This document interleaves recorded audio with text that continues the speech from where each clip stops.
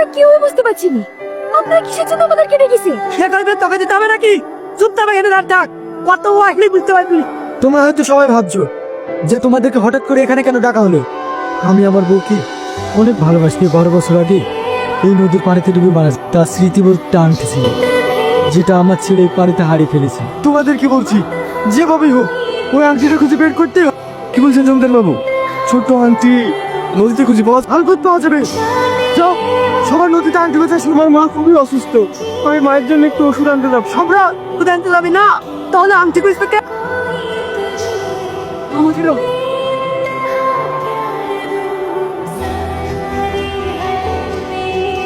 আমাকে ছেড়ে দিতে বলে তুমি যাবে না। সম্রাট